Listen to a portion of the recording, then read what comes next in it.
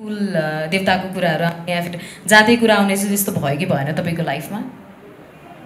म त आफै पनि एउटा इन्टरकास्ट म्यारेजको रिजल्ट हो भनौँ होइन। मेरो मम्मी बाबा नै इन्टरकास्ट लभ स्टोरी हो, भागेर बिहा गर्नुभएको उहाँहरूले पनि। त्यो हिसाबले हेर्दाखेरि मलाई सानैदेखि घरमा हुर्काइ चाहिँ कस्तो थियो भने एउटा जातको मान्छे या यो समुदायको मान्छे भन्दा पनि म एउटा ह्युमन बिइङ अनि अर्को ह्युमन बिइङ भनेर नै हेर्ने दृष्टिकोण चाहिँ मैले डेभलप गर्न पाएँ, सानैदेखि त्यही हुर्काइ पाएँ। त्यसैले जति पनि मेरो भोगाइहरू भयो, जति मान्छेहरू भेटेँ मैले लाइफमा, जति धेरै एक्सपिरियन्सहरू भयो, सबैजना एउटा ह्युमन टु ह्युमन कनेक्सनै बिल्ड भयो। अनि कहिले पनि त्यस्तो अब पूजाहरू चाहिँ मैले एक्सपिरियन्स गरेको छु, यहाँ फिल्ममा पनि देखिन्छ। हाम्रो पनि कुल पूजा हुन्छ, मम्मीको घरमा फाल्टै हुन्छ, बाबाकोमा फाल्टै भइरहेको हुन्छ। तर त्योभन्दा माथि गएर एउटा जस्ट मान्छे भएर चाहिँ मैले सबैजनासँग सहकार्य या भनौँ जस्तो पनि एक्सपिरियन्सेस हुन्छ त्यसरी गरिरहेको हुन्छु। सो त्यो हिसाबले चाहिँ मैले एक्सपिरियन्सहरू भोगिनँ सायद। मेरो बाबा चाहिँ गोर्खा पल्टनमा हुनुहुन्थ्यो अनि त्यही कारणले चाहिँ त्यही क्रममा अब गोर्खाली सबै सेनाहरू जति पनि भर्ती लाग्नु भएको थियो, पछि जुन सेटलमेन्ट युके सेटलमेन्ट पाउनुभयो, सायद लाग्छ मेरो बाबा मम्मीलाई चाहिँ छोरीहरूलाई लगेर युकेमा हुर्काइयो भने अलिकति एजुकेसन बेटर पाइन्छ या अपर्च्युनिटिज बेटर हुन्छ भन्ने हिसाबले उहाँहरू सिफ्ट हुनुभएको जस्तो लाग्छ। तर त्योभन्दा बाहेक अरू चाहिँ केही पनि होइन। तर युकेमा हुर्किराख्दा पनि जहिले पनि प्रोत्साहन गर्नुहुन्थ्यो, नेपाल फर्किनुपर्छ, आफ्नो कन्ट्री चाहिँ छोड्नु हुँदैन, यहीँ आएर काम गर्नुपर्छ भन्ने चाहिँ जहिले पनि थियो। त्यसैले म यहाँ अहिले ब्याक पनि आएको छु। तर त्यस्तो भनौँ न कास्टले उ गरेर या समाजको केही प्रेसर त्यस्तो भएर चाहिँ विदेशिनु भएको चाहिँ होइन। रियल लाइफमा चाहिँ त्यस्तो केही अधुरो बुन्न छुटेको या फिर दिन छुटेको केही अधुरा गिफ्टहरू चाहिँ छन् कि छैनन् तपाईँको लाइफमा? अहिले बुन्दै नै छु भनौँ, त्यस्तो बुनिसकेको पनि छुइनँ, दिनुपर्ने कोही त्यस्तो देखेको पनि छुइनँ, बुनि नै रहेको छु। अब भेट्यो भने दिउँला। तपाईँलाई स्वेटर बुन्न आउँछ कि आउँदैन? आउँछ, त्यहाँ आई थिङ्क ट्रेलरमा पनि देख्नुभयो लास्टमा त्यो बुनिराखेको हातहरू होइन। मैले धेरैवटा सिनेमामा एक्चुली बुन्ने मौका पाएको थिएँ, जारीदेखि सुरु भएको घर जयमा पनि बुने अनि यहाँ उनको स्वेटरमा पनि बुने, अब अर्को चलचित्रमा पनि बुन्नुपर्ने छ। यो चाहिँ म एकदमै मेरो बोजू अस्ति भर्खरै बित्नुभयो, बोजूले सिकाउनु भएको थियो मलाई, सानोमा मलाई याद छ धरानमा हुँदाखेरि बोजूले जहिले टोपी पन्जा मोजाहरू बुनिदिइराख्नुहुन्थ्यो अनि म साइडमा बसेर मलाई पनि सिकाउनु न भनेर सिकाउनु भएको स्किल चाहिँ मलाई जुन दिनुभयो बोजूले, त्यो अहिले काम लागिरहेछ सिनेमामा। कुलको कुरा चाहिँ अब हामीलाई यसरी हुन्छ कि म विश्वास लाग्छ मलाई, हाम्रो पनि कुल पूजा हुन्छ होइन, सामान्यतया सबैको हुन्छ होला। कुललाई चाहिँ म पनि जो कुललाई चाहिँ मान्ने गरेको छु र हाम्रो पनि दिवालीहरू यस्तोहरूमा पनि मैले एकदमै ढुक्कसँग मान्ने गरेको छु। मलाई अहिले तपाईँले प्रश्न सोधिराख्दा एउटा मजा चाहिँ के लाग्यो भने तपाईँले एउटा स्टेटमेन्ट भन्नुभयो कि मिडियाले बुलिङ गरिरहेछ भनेर।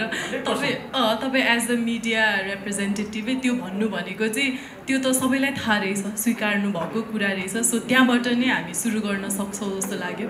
अनि दाइले भने जस्तै हामी कलाकारहरू मलाई चाहिँ हेर्दाखेरि एकदमै भल्नरेबल भइन्छ, जुन हिसाबले हामीलाई एउटा यस्तो स्थानमा राखिन्छ जहाँ चाहिँ हामीले नगरेको कामको पनि हामीले श्रेय पाइरहेको हुन्छौँ र त्यस्तै एकदमै धेरै मेहनत गरेको कामको पनि हामीले त्यही हिसाबको फल चाहिँ नपाइरहेको पनि टाइम हुन्छ। तर त्यो भनिराख्दाखेरि एउटा सर्फेसियल सतही लेभलमा हेर्दाखेरि चाहिँ हामी भए तापनि हामीलाई यति धेरै टिम हाम्रो, अब उनको स्वेटरमा हेर्दा 70-80 जनाको टिम थियो हाम्रो होइन, त्योभन्दा बढी थियो होला सायद होइन सुरुमा त।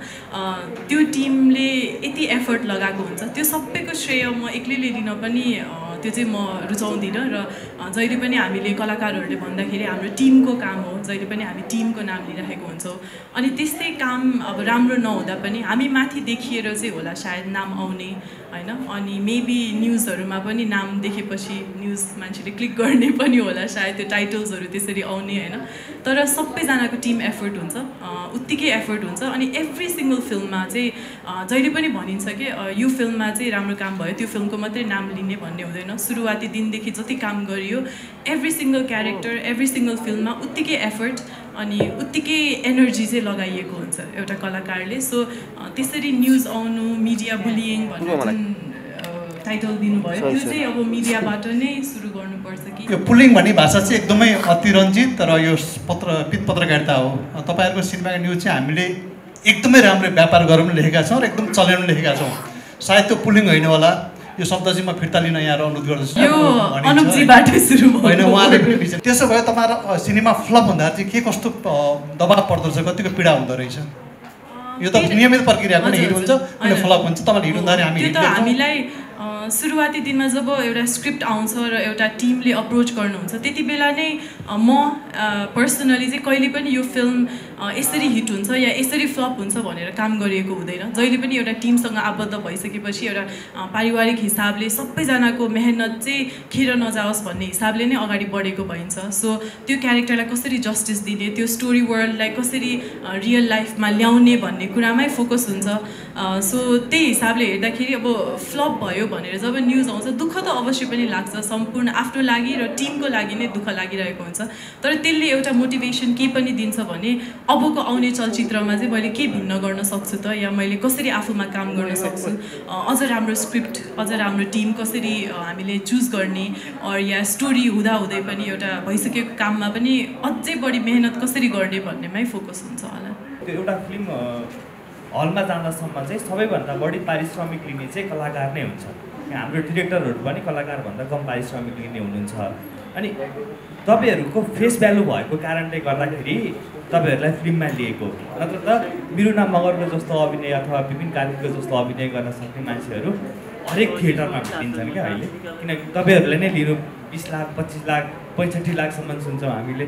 त्यो लिनुको कारण चाहिँ तपाईँहरूको फेस भ्यालु भएर तपाईँहरूलाई दर्शकले हेर्न आउनुहुन्छ भनेर हो नि त। होइन, त्यो त आइ नै राखेको हुन्छ, लिन्छौँ पनि, हामीले स्वीकार नगरेको भनेको होइन। तर मैले भनेको चाहिँ मेरो मात्रै नाम आइराख्दा या हामी विपिन दाई म मात्रै नाम भन्दा पनि हामीले एज अ कलाकार जुन टिममा काम गरेको हुन्छ श्रेय चाहिँ सबैलाई नै जानुपर्छ, सबैलाई नै जान्छ भन्ने हाम्रो बिलिफ हो।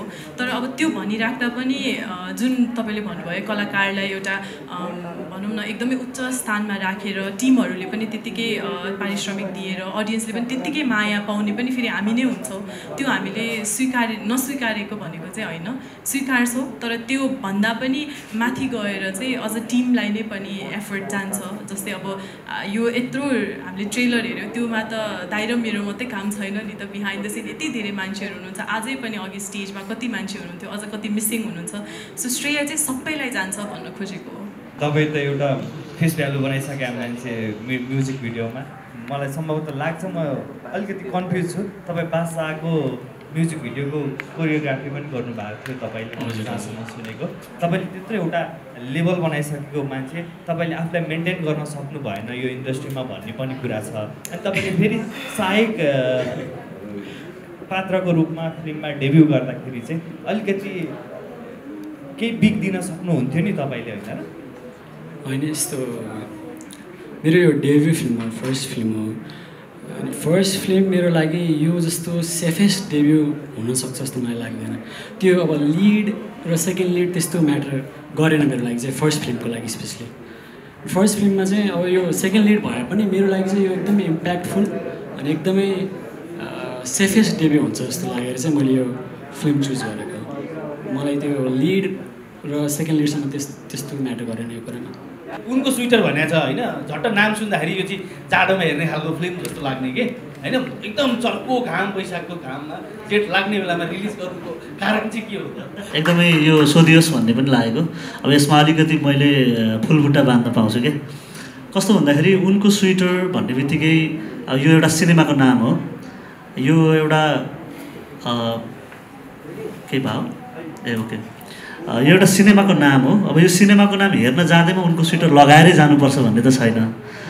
उनको स्वेटर एउटा प्रतीक हो कि एउटा मुलायमताको एउटा प्रतीक हो, एउटा सुन्दरताको एउटा प्रतीक हो। र साँच्चीकै हामीले यसो हेर्दाखेरि कुसुमे रुमाल भने जस्तो अब एउटा के रुमालको नाम पनि फिल्मको नाम हुन्छ र भन्ने प्रश्न होला। अब रुमालको नामै सायदै नेपाली रजत पटमा सबैभन्दा प्रिय नाम हो कुसुमे रुमाल। त्यस्तै उनको स्वेटर यसलाई हामीले जुन हिसाबले जुन कुरुसले बनाएका छौँ, जुन एउटा ढङ्गबाट हामीले स्वेटर बुन्ने कोसिस गरेका छौँ। सिनेमा अब हरेक हिसाबबाट एउटा समाजको विभिन्न रङहरू मिलेर धागोहरू बनाएर त्यो धागोलाई प्रोसेस गर्दै हामीले स्वेटर बनाउने कुराहरू जो छ र त्यो हेर्दाखेरि चाहिँ अत्यन्त शीतल किसिमको स्वेटर यहाँहरूले प्राप्त गर्नुहुनेछ र एउटा शीतलता यो गर्मीमा यो शीतलता प्रदान गर्ने सिनेमा बन्नेछ र उनको स्वेटरको नाम एकदमै सार्थकता पाउनेछ भन्ने कुरामा चाहिँ हामी विश्वस्त छौँ। यो उपस्थितिको लागि यहाँहरू सबैलाई म सुरुमा नै हार्दिक कृतज्ञता प्रकट गर्न चाहन्छु। लेखक निर्देशक नवीन चौहान पुरो उत्सुकतालाई मेटाउँछ भन्ने विश्वास मैले लिएको छु, एसोसिएट निर्माताको रूपमा रहेको छ। त्यसै गरी परीक्षा लिम्बू, अब परीक्षाजीको त कुरै नगरौँ, आफूलाई प्रमाणित गरिसक्नु भएको छ, यस अगाडि नै सुपरहिट चलचित्रमा काम गरिसक्नु भएको छ, 8 लाख नायिकाको रूपमा अगाडि बढिसक्नु भएको छ। परीक्षाजी शुभकामना छ। सेन्टरमा रहिदिनु होला विपिन सर, सेन्टरमा।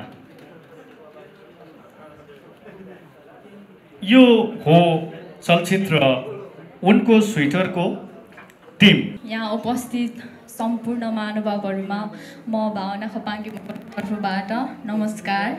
उनको स्वेटर बुन्ने क्रममा उहाँले पनि भनिरहनु भएको थियो विभिन्न कलरको त्यो धागोहरूमध्येमा चाहिँ एउटा माया गुरुङको पात्र पनि एउटा धागोले पनि जुन स्वेटर बुन्नमा चाहिँ मद्दत गरेको छ।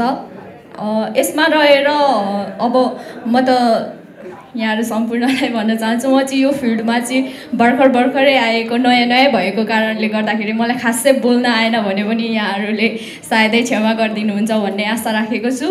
उनको स्वेटरमा चाहिँ एउटा के भन्नु, एउटा पात्रको रूपमा एउटा धागोको रूपमा जोडिएर काम गर्ने अवसर मिलेको छ र यो अवसरका लागि चाहिँ म सम्पूर्ण हाम्रो आठमाण्डु परिवार साथै मलाई यो उनको स्वेटर फिल्ममा चाहिँ काम गर्दाखेरि मेरो अग्रज कलाकारहरू जो हुनुहुन्छ मिरुना दी अनि त्यसपछि विपिन सर उहाँहरू सम्पूर्णलाई चाहिँ उहाँहरूले चाहिँ जुन सुट हुँदै गर्दाखेरि चाहिँ उहाँहरूले धेरै कुराहरूमा चाहिँ नयाँ भएको कारणले चाहिँ कम्फर्ट फिल गराइदिनु भएको थियो। त्यसको लागि पनि म एकदमै धेरै धन्यवाद भन्न चाहन्छु।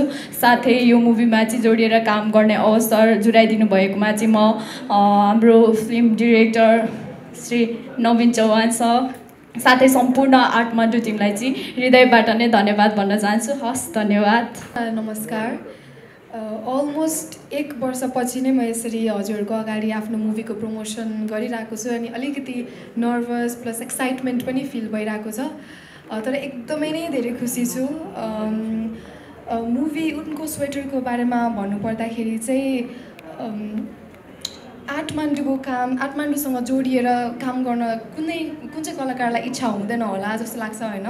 अनि मलाई पनि एकदमै मन पर्थ्यो अनि लकिली म पनि नवीन चौहान दाईको क्यानभासमा आउन पाएँ। एकदमै भाग्यमानी ठान्छु आफूलाई।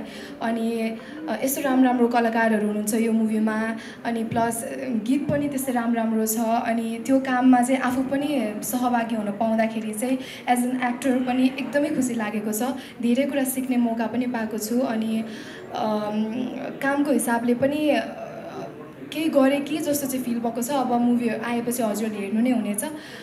बाँकी त अब बिस्तारै कुरा गरौँला। Thank you so much. आफ्नो काम यसरी सबैसँग बसेर हेर्दाखेरि एकदमै आनन्द आउँदो रहेछ। मैले त एकदमै इन्जोय गरेँ। आई होप तपाईँहरू सबैजनाले इन्जोय गर्नुभयो जस्तो लाग्यो मलाई पनि। थ्याङ्क यू सो मच सबैजनालाई आइदिनु भएकोमा। Thank you. आज फाइनल्ली तपाईँहरूलाई ट्रेलर देखाउने मौका मिल्यो हाम्रो। यो त ट्रेलर न हो, पिक्चर अभी बाँकी है। अब 26 गते आउँदैछ। त्यो मात्रै नभइकन आठमाण्डुसँग यति मिठो काम गर्न पाएँ। विपिन दाई मिरुसँग, यता हाम्रो सुजनजी, यता हाम्रो सरकार नवीन चौहानसँग सबैसँग काम गर्ने मौका मिल्यो। यो यात्रा यति रमाइलो र यति महत्त्वपूर्ण रह्यो मेरो जिन्दगीको। एउटा हाम्रो फिल्मको टिजरमा देखाइएको छ, डायरी भरे जसरी भरे मेरो जिन्दगीमा। यो बहुत मिठो अविस्मरणीय क्षण रह्यो। आठमाण्डु परिवार र सम्पूर्ण हाम्रो अग्रज कलाकार, डाइरेक्टर साहब, सम्पूर्ण टिमलाई धन्यवाद। मैले अघि नै भने टेलर आइसक्यो, अब पिक्चर अभी बाँकी है। Thank you. अब सबैलाई धेरै धेरै स्वागत अनि नमन।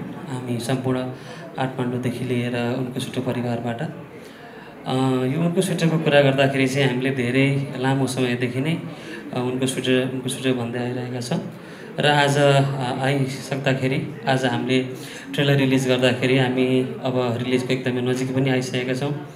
यति लामो समयको यात्रामा हामीले गरेको दुःख सुख धेरै रमाइलोको पलहरूदेखि लिएर कति कामहरूको कुराहरूमा हामीले विभिन्न कुराहरू सबैले धेरै कुराहरू सिक्न पाएका छौँ र आजको जब यो अन्तिम क्षणमा हामी लागिरहेका छौँ, अब हाम्रो उनको स्वेटर फिल्मले पनि एउटा पुरा आकृति लिने बेला भएको छ। एकदम खुसी, हामी सम्पूर्ण टिम पनि एकदम खुसी छौँ। यसरी हामीले सुरुवातदेखि नै गीतहरू ल्यायौँ र तपाईँहरूले उनको स्वेटरलाई आफ्नै सम्झेर सुरुवातदेखि नै धेरै माया गर्दै आउनुभएको छ यहाँसम्म र अलिकति नर्भस पनि छौँ, के कुराहरू के होला, कसो होला, कस्तो लाग्ला सबैलाई भन्ने पनि छ। तर त्योभन्दा पनि धेरै माथि तपाईँहरूको मायालाई समेटेर हामी धेरै धेरै खुसी छौँ। त्यसैले गर्दाखेरि पनि वैशाख 26 गते नजिक आउँदैछ, सबैले धेरै धेरै माया गरिदिनुहुन्छ होला भन्ने धेरै अपेक्षा हामीले राखेका छौँ। केही गल्ती कमजोरी भए चित्त नबुझेमा हामी सधैँ के कसो हुन्छ सल्लाह लिन र के कसो सल्लाह दिन पनि सबै कुराहरू हामी एकदमै स्वागत गरेर हामीले हृदयमा लिन्छौँ। त्यसले गर्दाखेरि सबैले हाम्रो फिल्मलाई माया गरिदिनु होला, हेरिदिनु होला र त्यही भन्न चाहन्छु। Thank you so much. अब धेरै कुराहरू सबै भनि नै सक्नुभयो, नवीनले पनि केही कुराहरू भन्न बाँकी छ, उसले नै भन्छ। म चाहिँ अब सबैजनालाई धन्यवाद भन्न चाहन्छु। हाम्रो उनको स्वेटरसँग जोडिनु भएको सबैजना चाहिँ सबैलाई चाहिँ म मेरो तर्फबाट चाहिँ धेरै धेरै धन्यवाद भन्न चाहन्छु।